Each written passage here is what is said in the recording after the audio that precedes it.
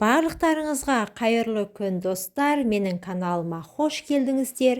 Каналға тіркеліп, видеоға лайк басып кетуді ұмытпаңыздар.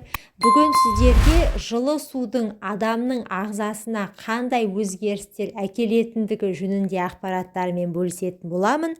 Ендеше видеомды соңына дейін қараңыздар. Қара судың пайдасын айта беруден жалықпаймын. Су өмір көзі. Судың адам ағзасына пайдасы ұшан теңіз. Оның бір ғана емес, бірнеше пайдасы бар. Күнде таңертең ұйқыдан тұра сала, жылы су ішсеңіз, ағзаңызда мынандай өзгерістер болады. Бірінші, ағзаңыз тазарады. Түнде ағза демалады, білесіздер. Демалумен қатар, ағза токсиндерден тазарады. Ал аш қарынға жылы су ішу бұл процесті жеңілдетеді.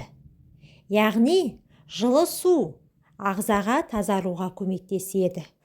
Бұлшықеттер жасушалары мен жаңа эритроциттердің өңделуіне ықпал етеді.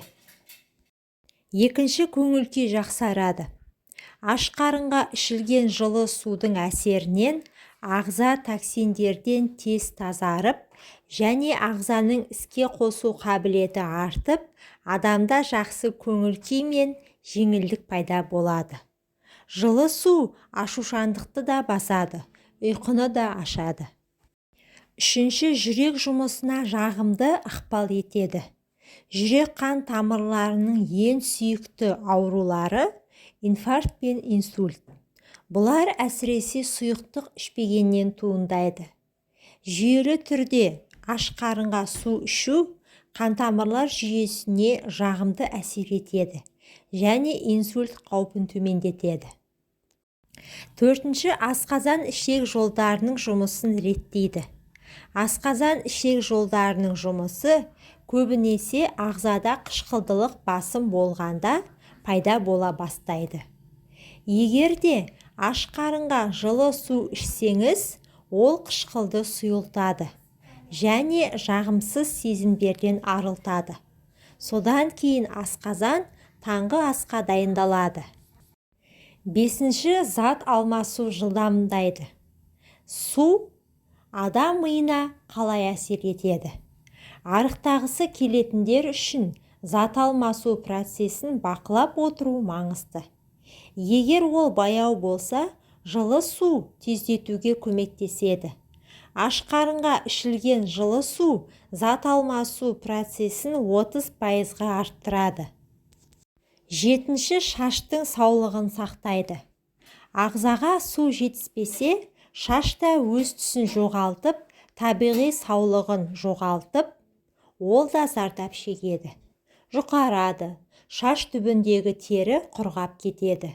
Сондықтан да шаш саулығы үшін де су керек. Сегізінші, жылы су бүйрек ауруының алдын алады.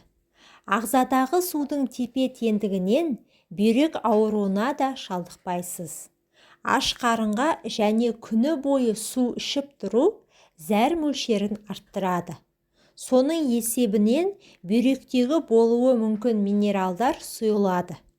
Осылайша, бүйректе тас түзілуінің және қабынудың алдын алуға болады.